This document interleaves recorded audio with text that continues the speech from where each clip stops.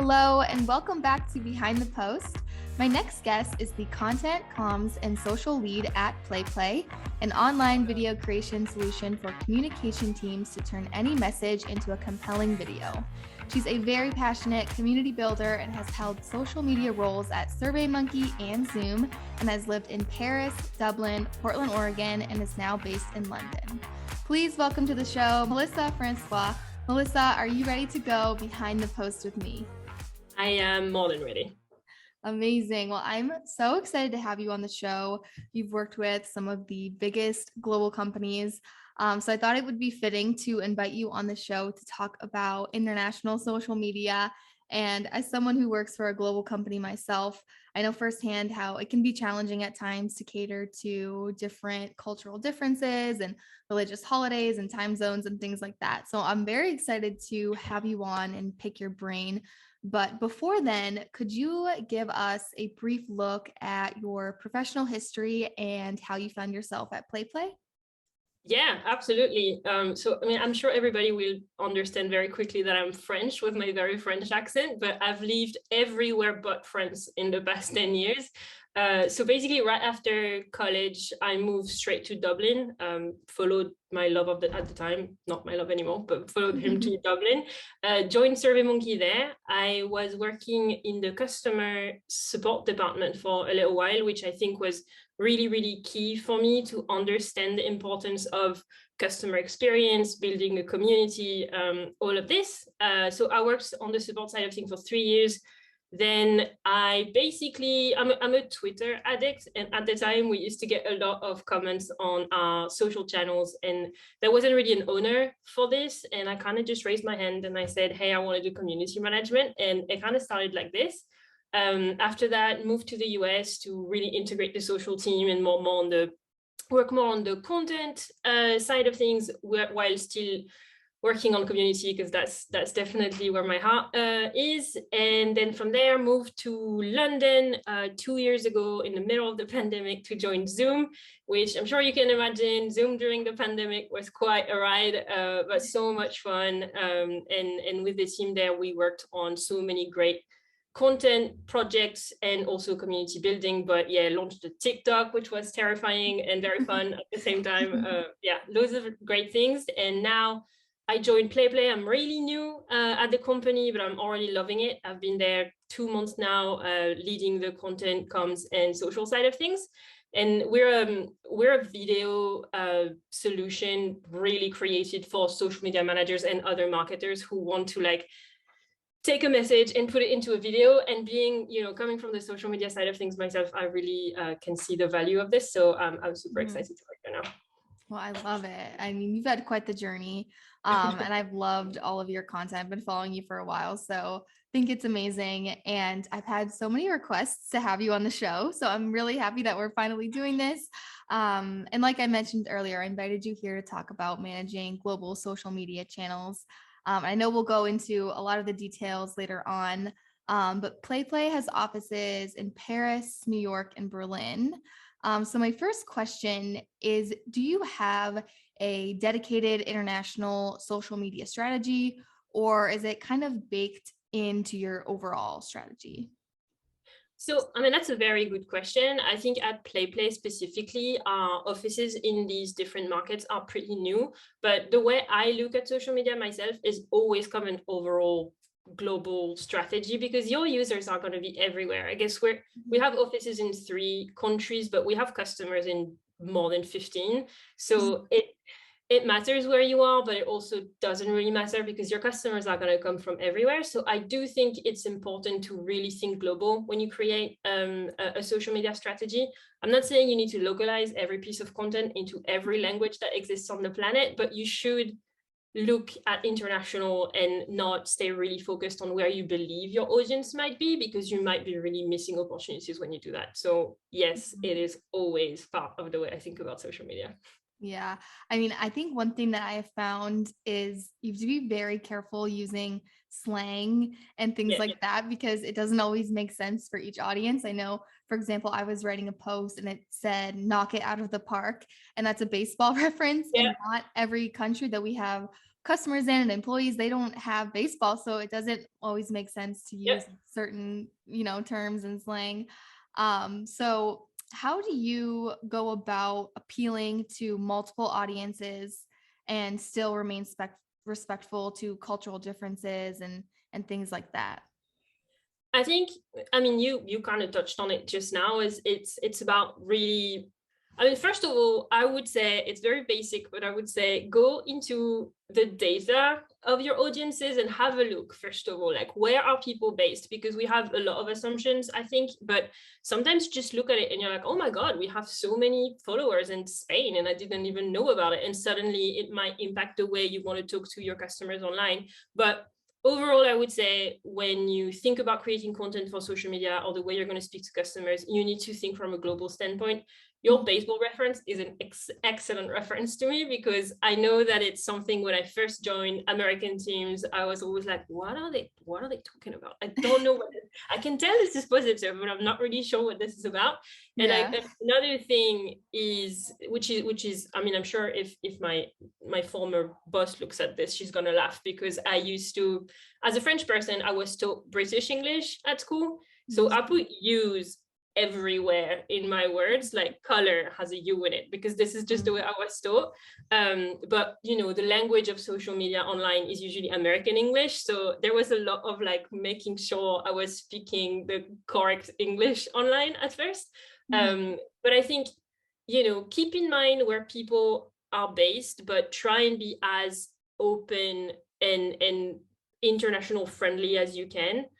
So celebrate customers when you know where they are. Like if you know you have a big customer base in India, like have a look at what this culture is celebrating, and celebrate this culture, and open the horizon of the rest of your followers on what's being celebrated somewhere in the world. I think that's also a really good opportunity for you to shine a light on other audiences. But I would say look at the data. You might get surprised. And then second, make sure that you speak in a way that's going to speak to everyone. I love that tip about actually looking at like your social media followers and see where they are, because it's not just about like where do you have customers, but taking it one step further and seeing your actual social media audience.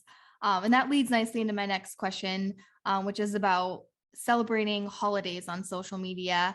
And my question is, do you only celebrate the holidays where you have customer base, or where your employees live, or where you have offices? How do you go about determining which holidays you'll celebrate on social media? That is a great question. And I think a question that a lot of social media managers ask themselves all the time.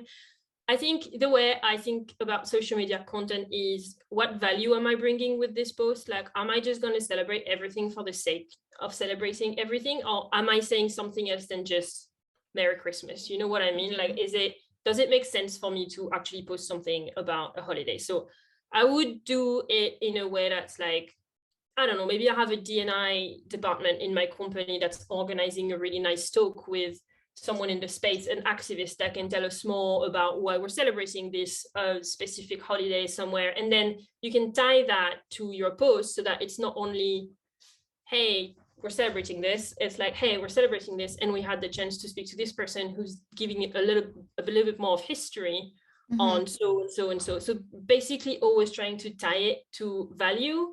So it's not just about, hey, we heard that we have customers there, so we're just going to say it for the sake of saying it, and more bringing, like value to your comment. So I would say why are you celebrating this? And then bring value to your message always. Yeah. And I think that's so important, because that really makes a difference in your authenticity, because you're not just posting it to post it because you should be doing it, but there's that value attached. So I think that's really important. And something that I've kind of found challenging about localizing content from a country or an area you're not in. I've just found that really challenging for me, because if you've never visited there, you might have colleagues there, but it is kind of challenging. So how do you go about localizing your content to a country or an area where you're not from? Localization is such a big conversation. I would say localize what needs to be localized. Like, it's all about scaling. It's about making sense in your decisions. So if most of your customers can speak English, I'm thinking very specifically about the German market, for example, where in Germany, it's amazing. Everybody speaks really great English. Sometimes there's not a specific need to translate and localize content when your audiences can understand what you say. I would say localize when it's really going to make a difference into your market. I have a memory at Zoom where we were doing a social campaign in Japan. In Japan, we, really wanted to make the effort and show that we were showing up in this space, like understanding what mattered for this audience of us. And so we went the extra mile and really created the Japanese content for it.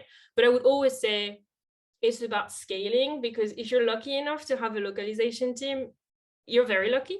Many social media managers do not have the luxury of working with a localization team. And then in this case, it's always about finding as well a CSM, maybe an account executive, maybe, who speaks the language in country, and kind of work with them to try and match the language. But yeah, localization is a vast conversation for sure. Yeah, definitely. And it can be challenging when you do have like a very small social team. I'm a social team of one, so it definitely can be challenging at times, one of the many challenges that I face. But what would you say is your biggest challenge that you have faced while managing a global brand's social media? Because you've had lots of experiences with tons of global brands. So what would you say your biggest challenge was? If I had to pick one, it would probably be scale, because it's very human. And, as a social media manager, you're going to want to just spread the message to all the potential markets that exist. But yeah, scale is a really big deal, because if you think that you're going to localize and create the perfect fit content for every single audience that follows you, you're just never going to sleep ever again. You're just going to be working at all times. So I think as a social media manager, when you want to launch a campaign, when you want to reach as many people as you can without never having a day off ever again, it's about making sure that when you create the message at the very beginning, you're thinking about broad audiences, and you're not just thinking to who you are used to speaking all the time. If I think back on my Zoom experience recently, when we would think about a product launch, for example, we would think about what is the message, what are we trying to say, and then let's make sure that if we create an animated video, or if we create a graphic post to launch this campaign, that it's something that's going to resonate pretty much everywhere. Like, let's not get crazy with numbers and images that might not really have a resonance in every country. Let's be as basic and understandable as possible. And then how do we make sure that these assets are templated in a way that's going to be easy to just use the localized version that our teams have shared with us, and implement that beautifully into our templates so that it doesn't take too long. And that's just for the content creation. But I think the other challenge is obviously going to be on the community management side of things, because social media management is a lot of community management too. And I think on that front as well, you need to understand that you need to answer and chat and understand your audiences where they are. And for that, you're going to need to have someone who's based on their time zone. I think that's a very, very important point. Yeah. I think it is important to keep it simple and think about all of your audiences when you're creating it from the start, especially if you are writing something in a different language and it has to be translated for your other audiences. That's also important to then like keep in mind the slang and things like that. Like, when something is translated, is it going to be received well, and will it make sense? But yeah, I think it is important to keep it simple so all of your audiences can kind of be on the same page there. But you mentioned something about engagement and having someone in the time zone. And this is actually something I'm interested to ask you about, because I'm a social media team of one. And again, we have offices in London and Tel Aviv and Atlanta. And I am responsible for all of our engagement and replying to comments and community and things like that. So it can be challenging because I only have a few hours with some of my team members until their day is done and mine is just getting started. And, managing that engagement. Sometimes I'm replying to comments like a little later at night or like really early in the morning. So how do you go about managing engagement with the different time zones and things like that? Do you have different people on your team for different time zones, or are you responding to all engagement data? What does that kind of look like for you? That's a very good question. And I think so many social media managers are teams of one. So I completely understand what you mean. When I first started doing community management, I was absolutely a team of one. I think the way you can build this, because it matters to be able to answer questions as they're being asked, or, to engage with your community when they're online, even more so when you're trying to develop a specific area of the world, when you're trying to like get more international and open your markets and all of this. I think what you can do is be a little bit DIY about it. And sometimes it's fine. Social media is about being a little bit DIY sometimes. And what you can do is, who are the user experts at your company? Probably customer support, probably CSMs. They know what customers are asking. They know how to engage with them. That's what they do on a daily basis. And so if you do not have the resources to go to your boss and say, hey, I need someone in Asia time zone, I need someone in the US, I need someone in EMEA, a good way to look at it is saying, is there someone on the CSM team that I could train, that could help me on my time zone for an hour a day? And maybe it's 5 people that I'm training, and once a week they have a little slot that they help me on. But this can make such a big difference. I know that when I was at SurveyMonkey, the community management was done by the customer support team, and then we learned and we trained ourselves and we specialized, and then we became a team of social engagement managers, because that's what we were doing on a daily basis. But it all came from, how do we manage to be timely and support the customers? Because ultimately that's what matters. It's not how you organize yourself, it's how you give the best answers to the people asking the questions.